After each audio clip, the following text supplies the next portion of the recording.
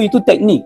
Sebab manusia ni dia senang hafal apabila perkara tersebut bermakna. Bermakna tu bermacam-macam cara. Bermakna dari segi visual, bermakna dari segi meaning sendiri, bermakna dari segi linguistik.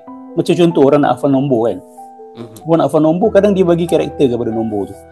Kan, nombor 5 ni begini, A ni macam rumah kan. So dia ingat rumah bersebelahan dengan bola. Dan nak ingat rumah A dengan zero, for example kan, A and zero. So dia akan ingat rumah dengan bola. So saya rasa ini teknik. Teknik ni tidak termasuk di dalam sama ada dia bid'ah ataupun tidak. Isu bagi saya ni teknik di mana ada ruang untuk kreativiti. Kan, ruang ni teknik mengajar macam-macam. Pakai whiteboard pun itu teknik.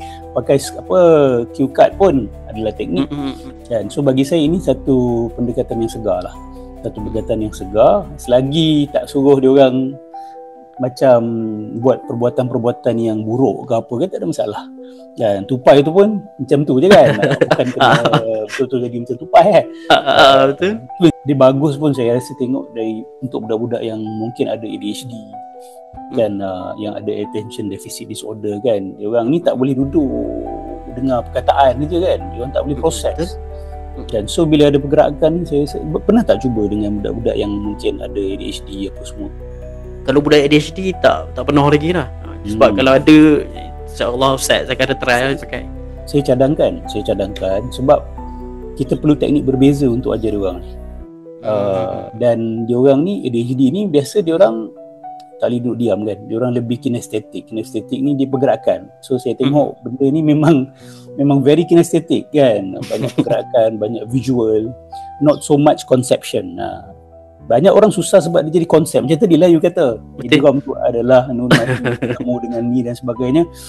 Dia dah macam mathematical formula yang orang tak suka kan. So this one is very visual and very kinesthetic. Dan saya perasan lah. So kalau you all boleh trial and error dengan budak-budak yang ada ADHD ataupun autism kan, I think you can buka another market ni sebenarnya.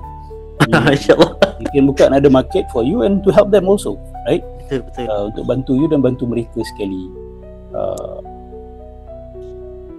Sebab yelah pembelajaran bilik darjah ni bukan untuk semua orang kan. Bilik darjah ni dengan perkataan dia banyak abstract ideas. So benda ni bagus lah, bagi saya bagus. Saya rasa saya nak cuba dekat anak saya.